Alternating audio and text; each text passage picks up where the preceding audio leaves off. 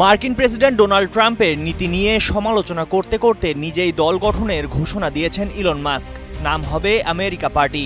অংশ নেবেন মধ্যবর্তী নির্বাচনেও।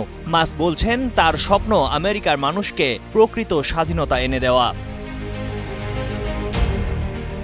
যুক্তরাষ্ট্রের দুটি দলই প্রধান, রিপাবলিকান পার্টি এবং ডেমোক্রেটিক পার্টি। হাতি ও গাধা প্রতীকের এই দুটি দল আমেরিকাকে মোটামুটি দুই ভাগে ভাগ করে রেখেছে। হঠাৎ এসেই জায়গা করে নিতে পারবেন ইলন মাস্ক? এটা কি সম্ভব?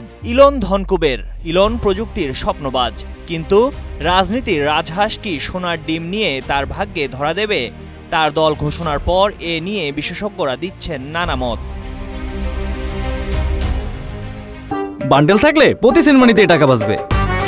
বিকাশ সেনমানি বান্ডেল কিনে জিতুন প্রতি লেনদেনে। জর্জটাউন বিশ্ববিদ্যালয়ের রাজনৈতিক ইতিহাসের অধ্যাপক হ্যান্স নোয়েল বলেন, তৃতীয় দলের জন্য উন্মুক্ত সফল কোনো প্রতিষ্ঠান আমেরিকায় নেই। ছোট একটা দল নিয়ে 20 থেকে 30% ভোট পেয়ে মার্কিন আইনসভায় কিছু আসনও মিলবে না, যেটা বাইরের অনেক দেশে সম্ভব। এছাড়া ব্যালটে নাম তুলতে হলে ভোটারদের কাছ থেকে অনেক স্বাক্ষর বা পিটিশন সিগনেচার নিতে হবে মাস্ককে, যা সহজ নাও হতে পারে। বিশ্লেষকদের অনেকেই বলছেন ট্রাম্পের বিলের বিরোধিতা করেছেন ইলন মাস্ক। বিভিন্ন সমীক্ষার দাবি, সংখ্যাগরিষ্ঠ আমেরিকানরাও ওই বিলের বিরুদ্ধে।